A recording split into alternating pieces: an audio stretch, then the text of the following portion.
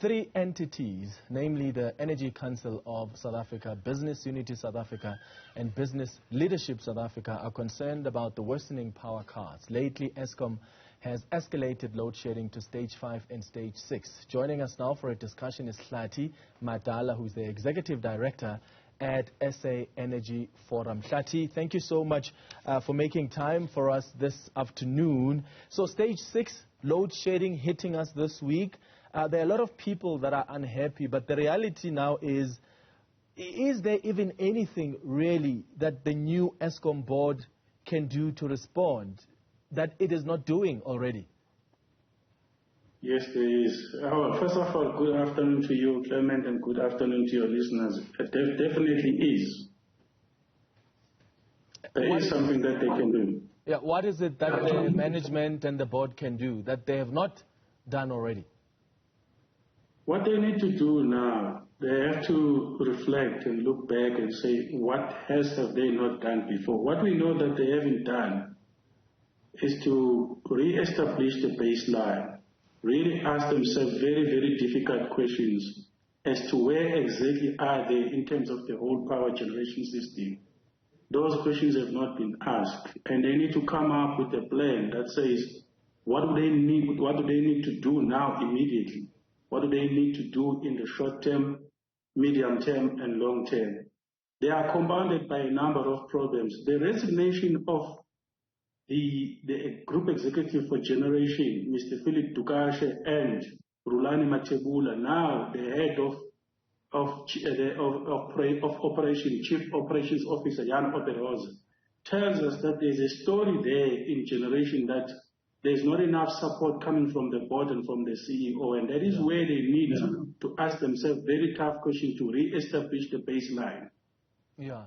And Minister Pravin Gordhan, in fact, released a statement yesterday telling the board to, and I quote here, get us out of stage 6 load shedding.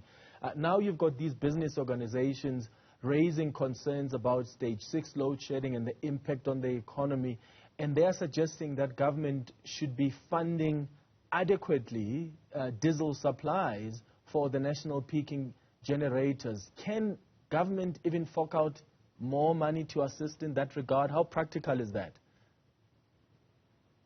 I hear, just like anybody else hears, that the government doesn't have money. Even if it did have money, Eskom wouldn't have the means to even move the diesel. That's how critical the financial situation is at Eskom. But the organizations calling for the government to support Eskom with more diesel, they are basically saying, please, at least take us back to the load shedding that we have become familiar with. Because we've been having load shedding with Eskom having that budget for diesel. They're basically saying, come back from stage 6, maybe subject us to stage 2 or stage 4. The issue at hand is that it's not a diesel problem. Yes, the diesel, if we were to get it today, it will take us back from stage 6 to stage 2 or stage 4. Yeah. But really, to deal with the issue, we need to fundamentally understand where the problems are coming from. And we cannot solve them with the diesel. The diesel is not a solution. It just makes the situation better, but it's not a solution. And in terms of the government doesn't have money. Yeah, I mean, that's what they've indicated even in the past. And hence I'm asking, how possible is it that government is really going to fork out more to help with these diesel supplies?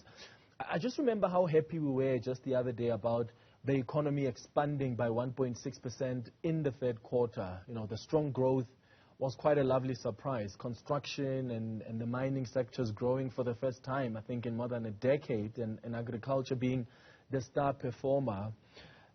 And in just less than 24 hours, you know, while we're enjoying the good news and you're thinking the economy is finally on the right path, you've got Eskom announcing this stage 6 load shedding. How do we keep that economic growth momentum, right, when we don't have power for more than 10 hours a day? Because this stage 6 load shedding is also costing 3 billion rand a day. Do you get a sense that we are somehow desensitized now to the impact of these power cuts on our economy? Yeah, it looks like we are now desensitized. It looks like it has become a norm. But you're talking about economic growth. I don't want to delve too much into it. If you're talking about the growth that we saw in mining, one would say definitely coal had to do with that growth, but it was countries that were buying coal from us while we are being told, let go of the coal power stations. Yeah. They have no future in this world. Agriculture, as you would know, the situation in Ukraine has opened up other markets. So obviously our agricultural output growth was going to grow. But I don't want to delve into that. I'm just saying to say the situation with ESCOM not being able to guarantee the power, it takes away the very little that we are celebrating. Yeah. But then it goes back to the same question, what is it that we can do that the other countries are doing? Those very same countries that are stimulating our economic growth by picking up our commodities like coal and others. The question is to be asked, why are we not doing it ourselves? And we know there's a myriad of problems, including ESCOM itself. But other than ESCOM, we're not really a country that prioritizes its own needs.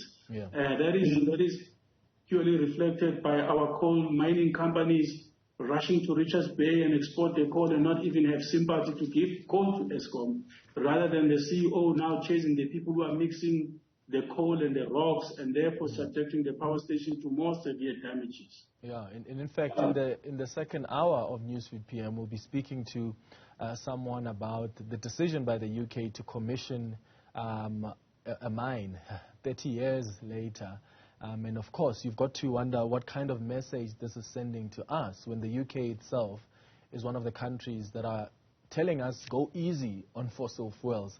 Just lastly, the CSIR released a report recently detailing the impact of the rolling blackouts this year. And they told us, brace yourselves, because you are going to have this energy crisis worsen and worsen at a dangerous speed compared to the energy data over the past decade. Even ESCOM confirmed that we're in for the worst and most intense and protracted load shedding ever in the next 6 to 12 months. So how worse could it get?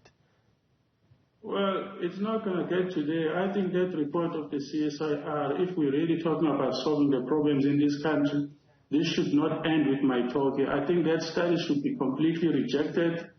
And I'm telling you now, maybe we should have another session. CSIR has been infiltrated by the Germans. The energy situation in Germany is in crisis. They are unable to contain it. They're going to Mozambique for coal. They came here they're coming to Mozambique for LNG, liquefied natural gas. They were here for coal. Inside the CSIR, everything is funded by the Germans. So for them to release a study like that, it's disingenuous of them to do that. With the number should be casted coming from the CSIR. The issue here at hand is that we must come back as a country and ask ourselves what is it that we can do. I don't believe in that CSIR study at all. But how different is it?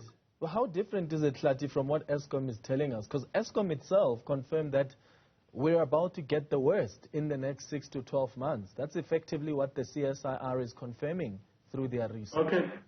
Maybe I should ask this question so that the listeners get a grasp of it. Who communicated that message from ESCOM, if I may ask? They had a briefing when they gave us the state of the grid briefing. In fact, it was on the same week that the CSIR released their report. The COO and the CEO of ESCOM. There you go. I'm asking that question. The big man in crisis times like this at ESCOM is the head of planning. ESCOM requires planning. If you're going to have a CEO and a COO trying to tell you what to do in this crisis situation of ESCOM, then it means they're not prepared to talk to us. Bring the guy who's heading planning. The situation at ESCOM requires someone. How are you planning all of this? Have you got what it takes to actually take us out of the load shedding? But to cut a long story short, if we have the right people looking after the planning of ESCOM, this whole hula baloo about we are never going to get out of this situation is a lie.